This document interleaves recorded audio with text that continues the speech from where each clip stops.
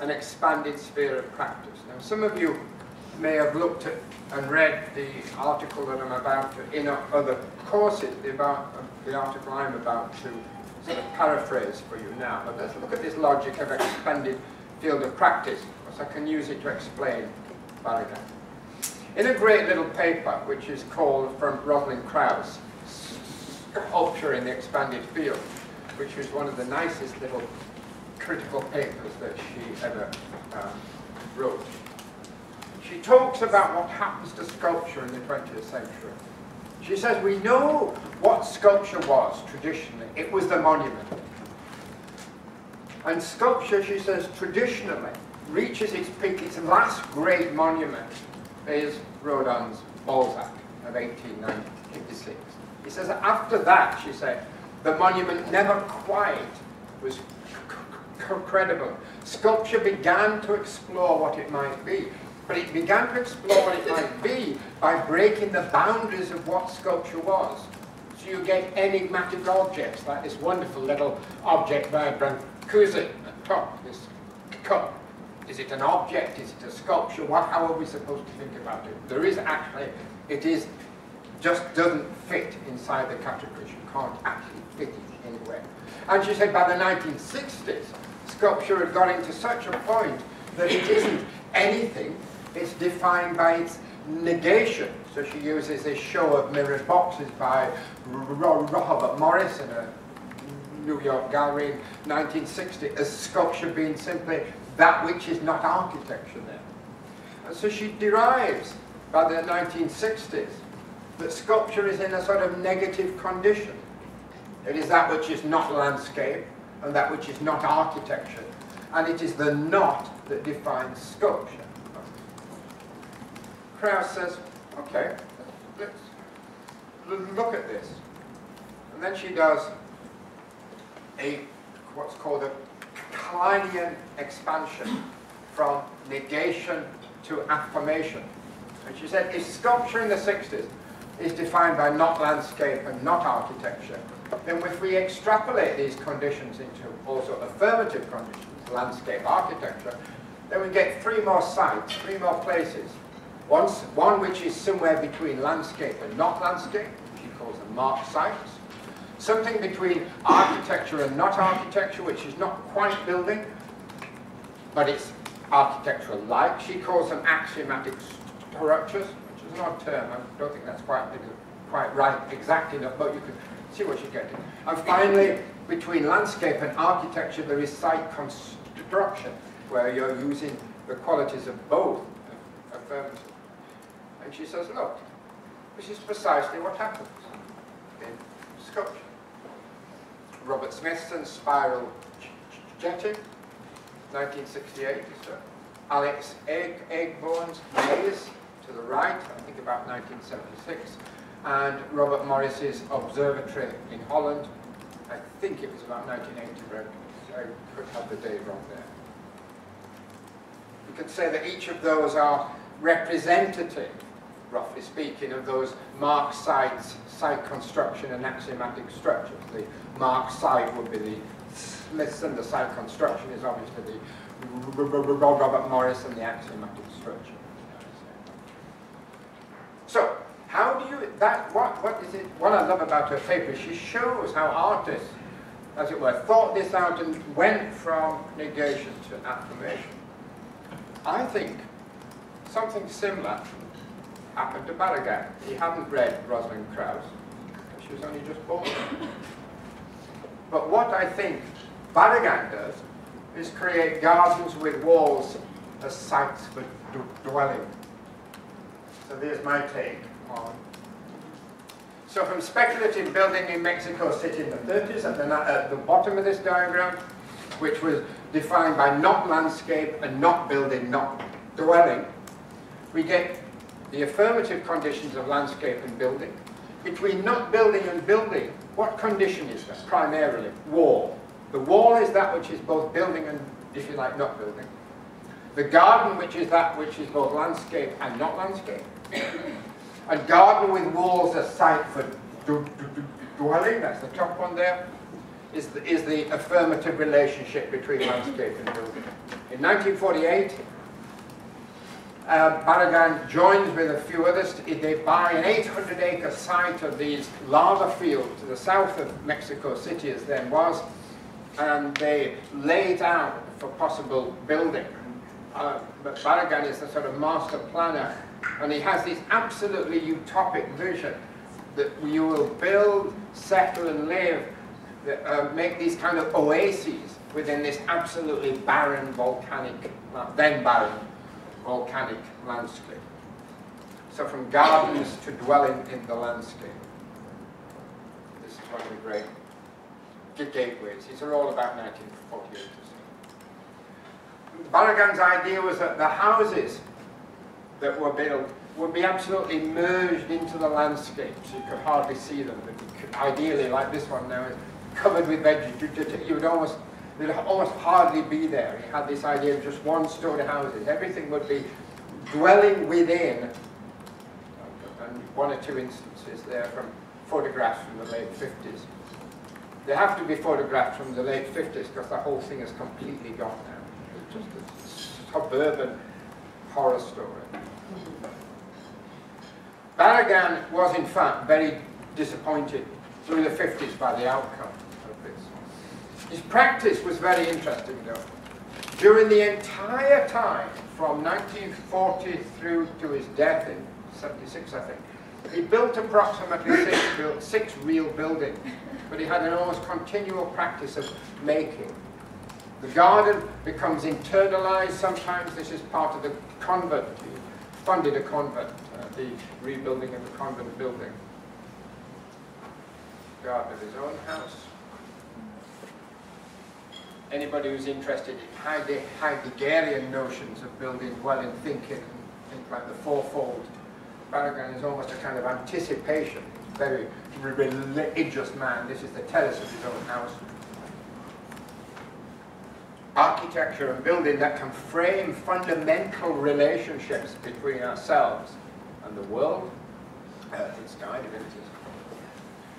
The wall as art, as a partial substitute for nature. Barragan is still making his money from large-scale developments. These are just to the north of, or to the then north of Mexico City.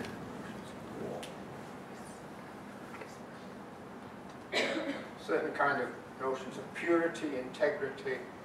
There is in Barragan's work an amazing mixture of, if you like, ascetic renunciation and total luxury. But luxury.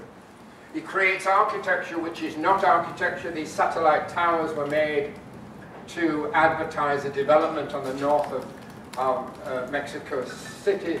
From a long way away, they look like huge tower blocks. They're actually hold the water. They're actually water towers for this development. So architecture that is not architecture. Colossal fountains in one complex, again, which is a stable complex. And then two of my favorite buildings, the San Cristobal Stables, which is a wall absolutely as a site of dwelling, where what Barragan does here is a remarkable inversion. Traditionally, when you have house, stable, stable, yard, there is a natural relation. You put all the architectural effort in the house, secondly in the stable building, and lastly is the stable yard. Who would bother about the stable yard? Barragan completely inverts it. The house here is just tucked away in the corner. It's a white little box of no interest. The stable buildings are of no interest. What's fascinating is this stable yard. These extraordinary walls, which are indeed painted in this colour and at this scale. Barragan is absolutely an architect worth going to Mexico City for, hunting his buildings. You can see the house tucked away there in the corner. It's absolutely insignificant blocks. Their whole interest is in this colossal stable yard and how the horses stand. A certain kind of frame. Now what I'm saying here, the critical here is this notion of renunciation and affirmation. There are many things about Barragan's practice which are not critical, easily to sort of know, but these are. And then finally, the last house he built the Gilardi house, which is house as event, and you find it, it's fairly near the center of Mexico City, down a street which, when I saw it, was extremely grey street, except for this one house that just leaps out at you. Remember this notion of event. That which is situated and also supplementary to and detached from, unrelated to the rules of the situation. Something that speaks to the existing situation but launches thought beyond. I think there's the house. It's quite, the house has got this extraordinary visual experience. You walk in, it's very dark. You walk in. You then go through a very dark hallway. You see nothing of the service side of the house. You then come into a very wide, open staircase, which is pure white, and the light is pure white. And you then open doors into this yellow corridor. The windows face south and are painted yellow. So you walk through this corridor and you are in yellow. This is not just like yellow, you are in it. And then you open the door at the end. And what you're greeted with, this is all the ground floor of the house, is this remarkable pool room. Instead of your living room, you have a pool. The water kind of laps. And you feel the humidity difference from the very dryness of the front. It's the most inviting pool. It's the most inviting house I've ever walked. You just want to walk in the house, just take a good look. Jump in. There's nothing else in this room but the pool. A small table and a bench and a little tiny space to sort of change into. But, so this is Bangladesh, Gilardi house. Two justifications for why fall is critical. This is Raymond Gerst doing a sort of paraphrase of Adorno, but quite nice justification for fall. The work of art has meaning by virtue of its structure or form. It criticizes our society by juxtaposing its own image of successfully realized unification of subjective spontaneity and objective necessity with a false claim our society makes that a similar unification and necessity takes place in our basic social institutions too. So, saying that the work of art is a kind of idealization, a point at which you have realized these things in model form and you show that they are lacking in society. The work of art thus causes us to confront in an unmistakable way this contrast between the two cases, and thereby makes us vividly aware of the shortcomings of our society. Having visited a house like the Gilardi house, all of a sudden you walk out and it makes everything else look extremely boring. It's also the most extraordinary bathroom upstairs, which is lined with small gold mosaics, and the sun pours in through a south-facing window, which means because the entire bathroom is gold, anybody looks unbelievably good in this bathroom. You never want to leave it. Just think, wow, you're never going to look as nice because you just gold light is just bouncing. It's very nice. Worth going and bribing the Dr. Maid. That's what you do to get into the Gilardi house. Heidegger's second justification, to think dwelling poetically. Heidegger has his lovely essay about thinking dwelling poetically. The poetic is not an ornament and bonus added to dwelling, nor does the poetic character of dwelling mean merely that the poetic turns up in some way or other in all dwelling, as like architectural ornament. Rather, the phrase poetically man dwells says poetry first causes dwelling to be dwelling. Poetry is really what lets us dwell, but through what do we attain to a dwelling place? Through a building. Poetic creation, which lets us dwell, is a kind of building. And you can play back and forth with the words here. Building, dwelling, thinking, poetizing. That is to say, Heidegger said, you can't dwell unless there is that poetic moment deeply in it. Poetry is really what lets us dwell. But equally, poetry just appears. We have to sort of build. So it's that relationship that these things are not superficial, they're not merely on the edge of, they are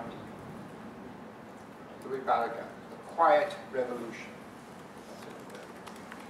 And I'm also using Balaguer as a kind of statement about the way that the visual, the recalcitrantly visual, that which is forces itself upon us to a point where we do not know whether it is ugly or beautiful, successful or a failure. This is the West Wing of Mackintosh's art school, completed in 1909 in Glasgow, and still functions.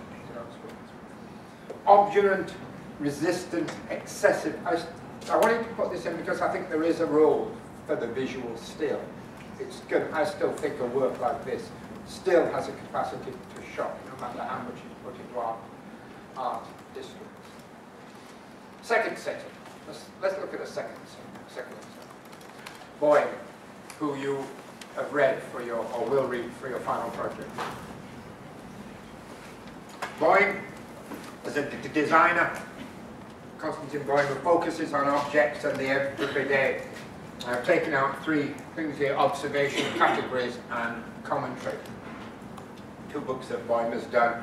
Curious Boeing, excellently written books too. Constantin writes very succinctly, but I think extremely well. Constantin was trained as an architect in Moscow.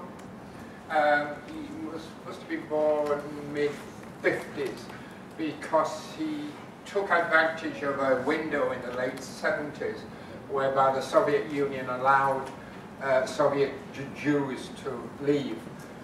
He finished up in a displaced persons camp in Vienna about 1980. Trained architect, he managed to get himself to Milan. He studied with some of the Memphis designers, particularly Branzi, in the mid-80s, and came to New York, set up a designing practice about 1990 or so. One of the first sets of projects he did, he was moving now from architecture to objects. He was working as a sometimes sort of jobby designer as well, but one of his first own projects, you could say, was observing America. Constantin with a fascination with what America was, which is not surprising, coming straight out of Moscow, especially about in the 1980s. And one thing he got immediately fascinated was with the Sears catalogue, and realizing that Sears sell furniture, but not only do they sell furniture, they sell replacement parts for the furniture. So if you bought a piece of Sears furniture and the bit's broken, you could replace it. So he began to order bits of Sears furniture and build his own furniture. This was one of his sort of observations. These are almost some sort of Sears version of the Le Corbusier with Klein and all built out of Sears stuff. And this theme of giving value to the overlooked runs through. You'll see this is one of the souvenir plates that Constantin did for the Cooper Hewitt Museum in 1994. There were some of the worst selling souvenirs in the museum's history. He did 6 or 7 of these, and even his friends didn't really want them. But so he was adamant. He wasn't going to do nice plates. He was going to scenes from upstate New York, not New York, upstate New York. So yeah. Observing the everyday, those funny little bead backrests that taxi drivers seemed to love in the early 90s in New York City. It occurred to Constantin you could use these as the subject matter for design. This is observing the everyday, bringing it out, and by bringing it out, making us kind of visibly conscious of it, making us think about it. He had a studio in the meatpacking district when it still was a meatpacking district. He used to be fascinated by what he would see as the kind of the crates and the strapping. So he thought, well, I wonder if we could make a chair out of all the strapping. And in fact, some of their design projects, it's almost incredibly difficult to actually tell, in the sense, what Boeing has put into them. They're one of their German manufacturers who actually likes them very much, his favourite of all their products is a product where you virtually cannot tell the everyday. The design has moved into the everyday at such a point it becomes almost invisible. In fact, when you look at these, they actually have tiny little details which actually are due to show a design concern. And it wasn't long after sort of observing the everyday, Boehm got a notion of saving the everyday. Got fascinated by the salvation shops and the kind of all these ceramics that were left there. Kind of this almost as he felt the kind of the sadness of these mismatched plates and cups, consigned, as he puts it, to eternal oblivion and neglect. For years we looked at these humble objects with pity, trying to think about their possible salvation, he said, imagining ways to give them a no life. And eventually they did this project called, they found a means of gluing together these ceramics, and so created. This was a sort of do-it-yourself design.